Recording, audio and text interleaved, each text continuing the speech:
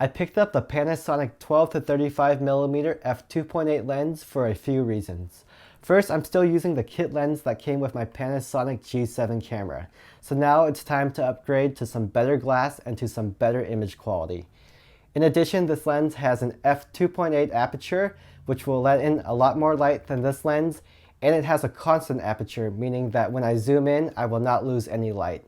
And the last feature I liked about this lens is it has image stabilization, and that helps while hand-holding video. So let's unbox this lens, let's see what we get inside, and let's see what it looks like.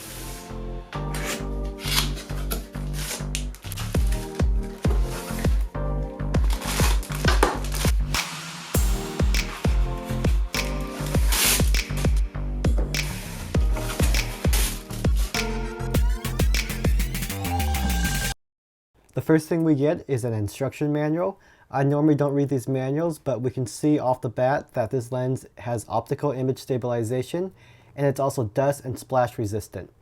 We also get a nice little bag where we can store our lens. I don't think I'll be using it, but it's a nice addition. Over here is our lens hood that we can use to block out stray light, and in addition, this will protect your lens in case you bang it into something. And now, saving the best for last, this is the Panasonic 12 to 35mm f2.8 lens. It's constructed from both plastic, rubber, and metal. The quality feels really good and it has some nice weight to it. Here is a switch where you can toggle the image stabilization on or off. And as I said earlier, this lens has a constant aperture of f2.8, so when I zoom from 12 to 35mm, my aperture stays constant.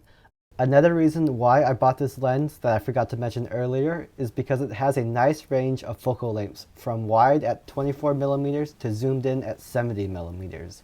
If you are wondering why I mentioned 24 to 70mm when the box actually says 12 to 35mm, well, that's because the Panasonic G7 has a 2x crop factor, meaning any lens you put in front of it, that lens will have its focal length multiplied by 2.